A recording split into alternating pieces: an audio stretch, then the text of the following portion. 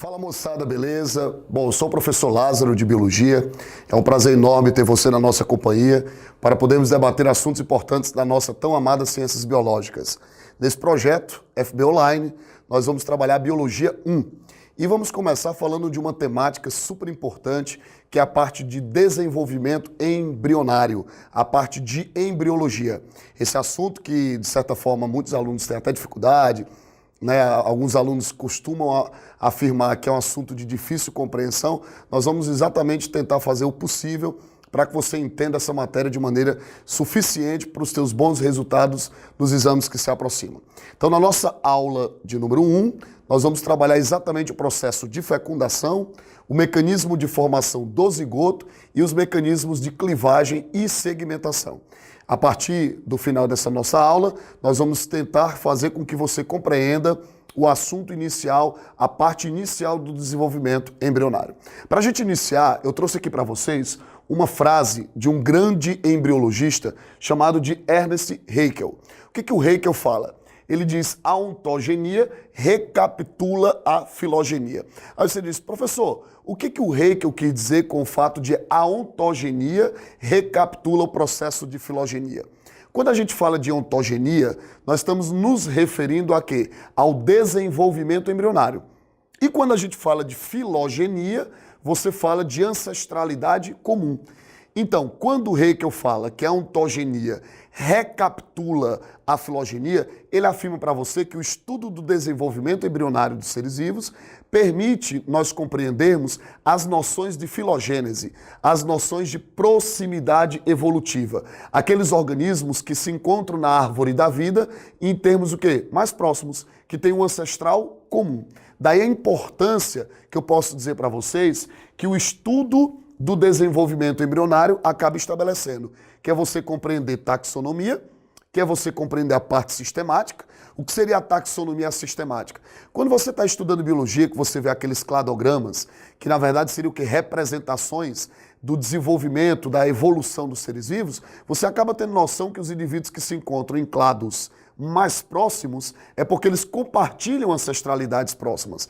E, de certa forma, o estudo do desenvolvimento embrionário tem contribuído para essas reconstruções filogenéticas. Então, estudar o desenvolvimento embrionário, como já dizia o grande Haeckel, é importante para você recapitular a filogenia, é importante para o estudo da evolução, porque você passa a ter noção da ideia da anagênese do filo, dos processos de cladogênese, que são os processos de ruptura, e você entende também procedimentos biotecnológicos. Então, o grande objetivo dessas nossas aulas de embriologia é permitir a você um conhecimento sobre essa área que vai lhe permitir entender ainda mais outras áreas de conhecimento, como a taxonomia, a sistemática, a evolução, a biotecnologia.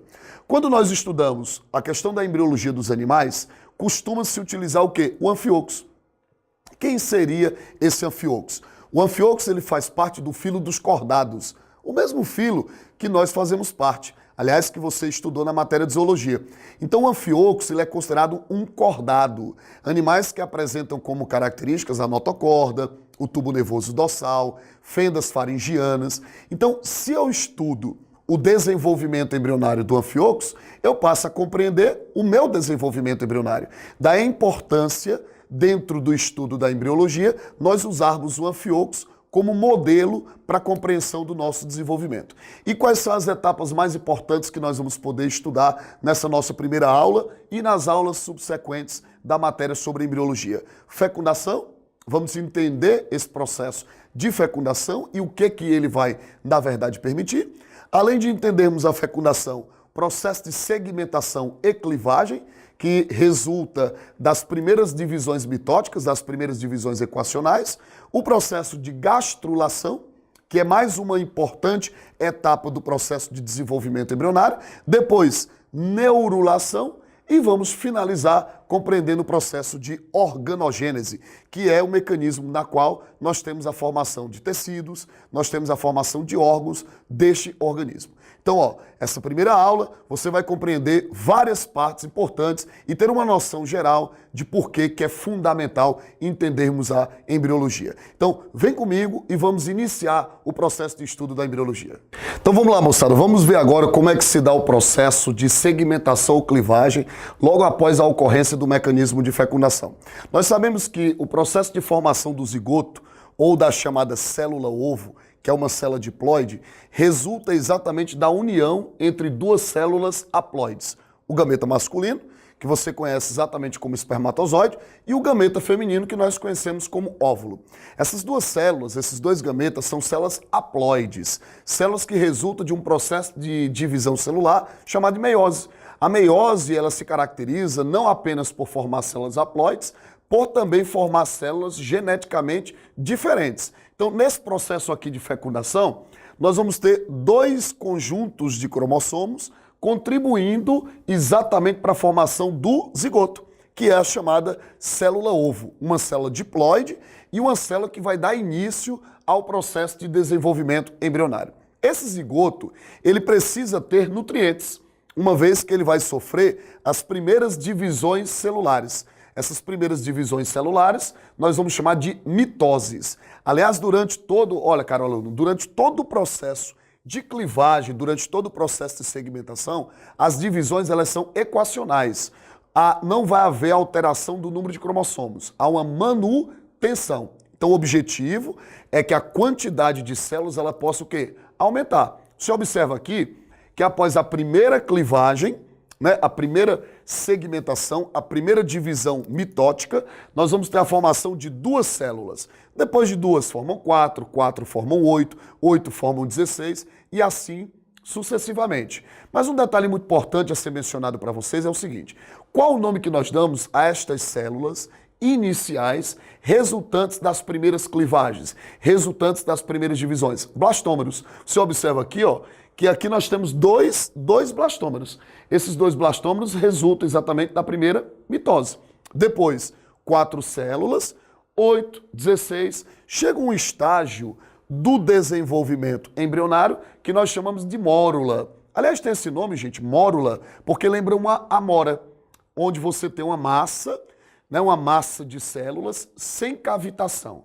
O estágio de mórula se caracteriza não apenas por um conjunto de células que se dividiu mitoticamente. O estágio de mórula se caracteriza por ser uma massa compacta de células, onde não há diferenciação entre elas. São chamadas de células tronco, células indiferenciadas, células que ainda não apresentam uma definição organizacional de suas cromatinas. Então, estas células aqui, nós vamos chamar exatamente de células totipotentes. Bom, em alguns animais, você vai aprender mais adiante, que em alguns animais pode, durante o estágio de mórula, nós termos blastômeros de tamanhos diferentes. Alguns blastômeros menores, chamados de micrômeros, e outros blastômeros maiores, chamados de macrômeros.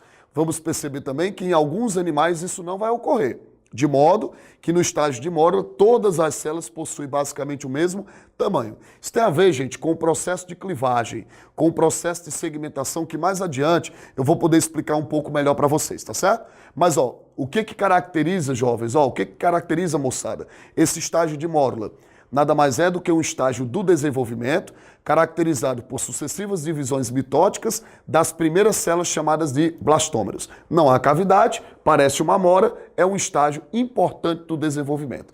Se nós estivéssemos falando da espécie humana, esse estágiozinho de mórula é quando nós estamos mais ou menos do 4º para o 5º dia do nosso desenvolvimento embrionário. Estaríamos ainda dentro dos oviductos de nossa mãe quando alcançamos esse período. Logo após o estágio de mórula, vem um estágio do desenvolvimento chamado de blástula. Você diz assim, professor Lázaro, o que caracteriza o estágio de blástula?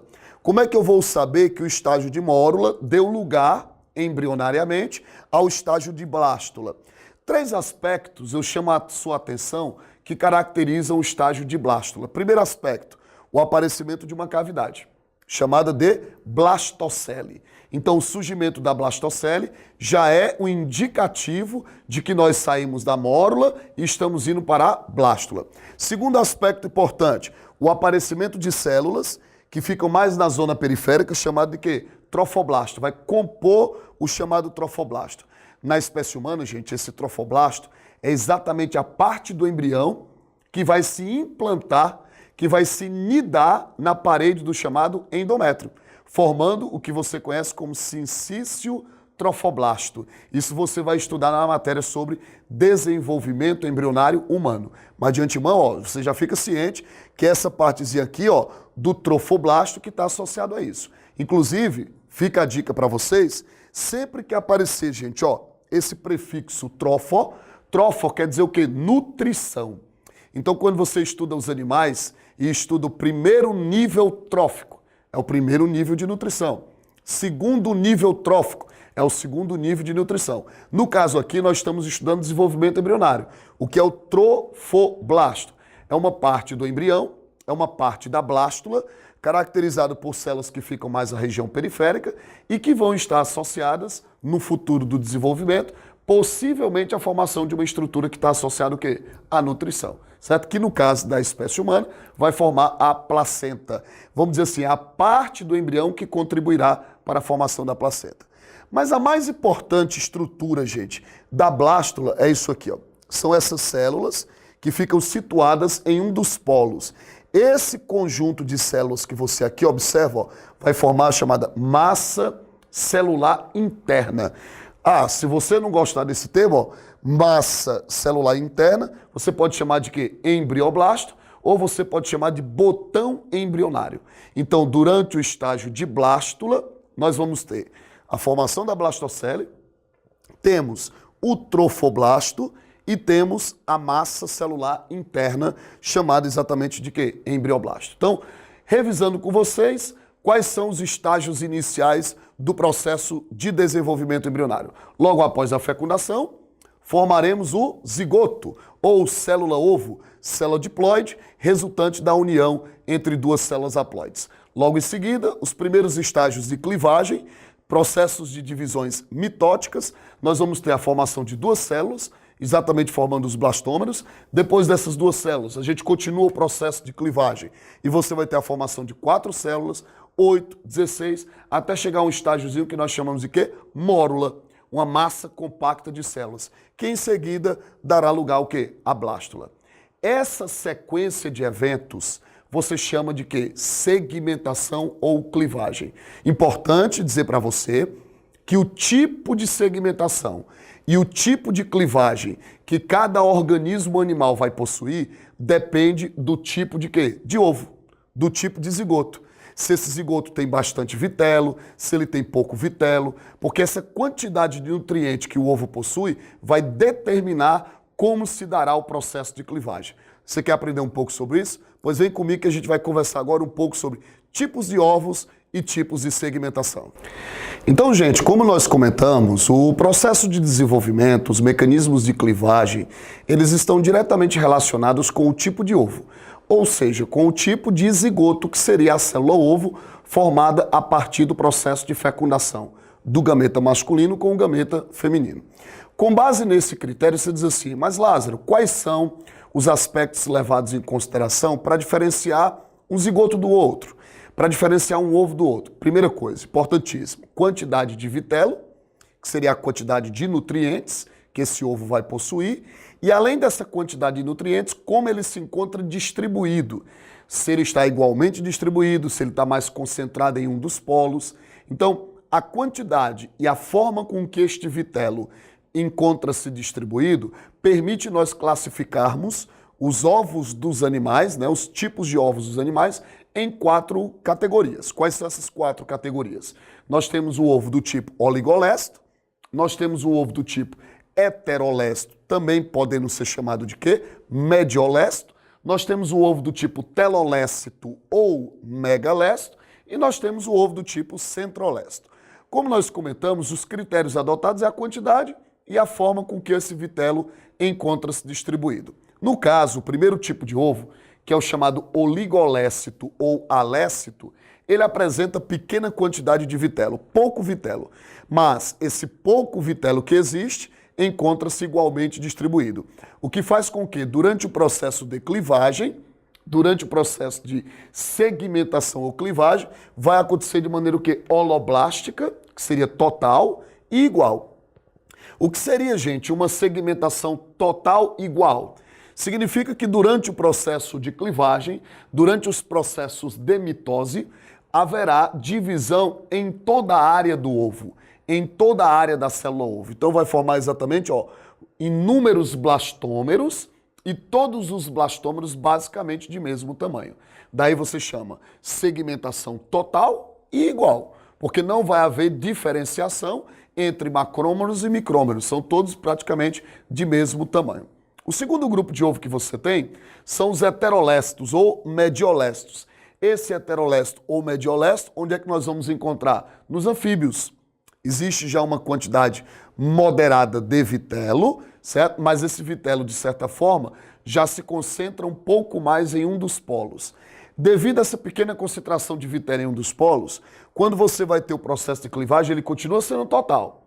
Mas onde o vitelo se concentra um pouco mais, dificulta o processo de clivagem, o que faz com que forme-se micrômeros em um dos polos, que são células um pouquinho menores, e macrômeros no outro polo.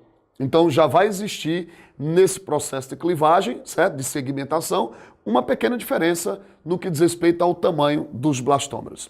O terceiro tipo de ovo, que é o que a gente encontra nas aves e nos répteis, seria o telolécito ou megalécito.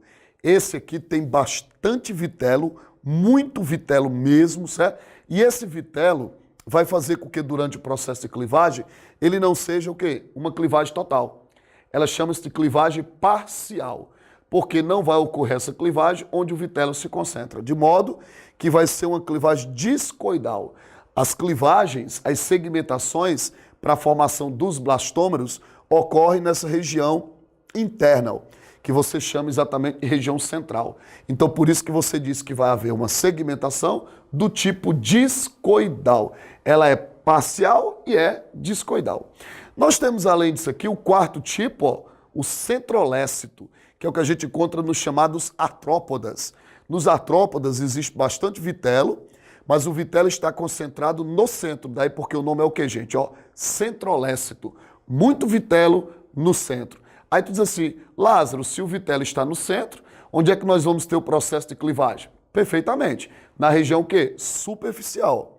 Então, as clivagens ficam mais na região superficial, mantendo o vitelo concentrado no centro, certo? E isso chama-se meroblástica, porque vai ser parcial, superficial. Então vamos fazer uma revisãozinha? O processo de clivagem, o processo de segmentação, não está relacionado necessariamente à taxonomia do indivíduo, mas ao aspecto de formação do ovo, que isso ocorre após o processo de fecundação. Com base nisso, nós temos os oligolestos, heterolestos, telolestos e centrolestos. Nos oligolestos, o processo de clivagem você diz que é o quê? Holoblástica igual. Nos mediolécitos, holoblástica desigual, porque já tem um pouco de vitelo, concentrado um pouquinho mais no centro. Nos telolestos ou megalestos, que é o das aves e dos répteis, você tem meroblástica, que seria parcial, certo? Discoidal. Por que discoidal? Pela imagem, você observa que fica mais na região do centro, tá? E nos répteis, que é esse tipo aqui, já nos artrópodes, nos insetos, você vai ter o centrolécito, que é um ovo que tem bastante vitelo, mas como ele fica no centro, a clivagem fica na parte mais o quê? Na parte superficial. Tranquilidade? Bom, nós vamos resolver uma questãozinha que foi tema de um assunto exatamente da prova do Enem, de 2011, para nessa questão você entender o quanto essa aula ela pode ser significativa para a tua aprovação. Vamos lá para a nossa questão? Bom, essa é a nossa questão, tá certo? Que foi do Enem de 2011, questão 74 da segunda aplicação, caderno 3. A questão ela diz assim, a recapitulação é uma ideia audaciosa e influente, associada especialmente a Ernst Haeckel. Segundo a teoria da recapitulação, as fases de desenvolvimento de um organismo, chamada de quê? Ontogenia, né, as fases do desenvolvimento, corresponde à história da sua espécie, que é a filogenia. A aparência transitória de estruturas semelhantes às fendas branquiais dos desenvolvimentos humanos, de mamíferos, é um exemplo notável desta filogenia. Os mamíferos evoluíram de um estágio ancestral de peixe e suas fendas branquiais, embrionárias no caso, recapitulam tal ancestralidade. Olha, observa você o quanto o Enem ele valoriza essa questão da contextualização, né? Ele traz aí um texto de um livro chamado Evolução, do Mark Ridley, certo? E você lembra que no início da nossa aula, né, eu falei para vocês que a embriologia, ela auxilia outras áreas das ciências biológicas, entre elas a evolução. E nós começamos essa nossa aula exatamente falando de uma frase importante do Haeckel, que traduz essa relação que a embriologia tem com outras matérias. Quando no comando dessa questão ele diz assim, ó, com base nos pressupostos da tal teoria da recapitulação, a assertiva que melhor resume, olha, o que foi que esse contexto e o que foi que nós aprendemos nessa nossa aula que nos permite entender a importância da embriologia? O item A diz assim, ó, a ontogenia recapitula a filogenia. Perfeito, gente. O que esse item quer dizer? Que o estudo do desenvolvimento dos organismos, que é a embriologia, permite você reconstruir a relação de proximidade ancestral, de filogênese, saber qual organismo é mais próximo evolutivamente do outro. Tranquilidade? Então, essa nossa questão do Enem 2011, tá certo? Tem como resposta o item A, que é o A de aprovação. Nosso forte abraço e até o nosso próximo encontro.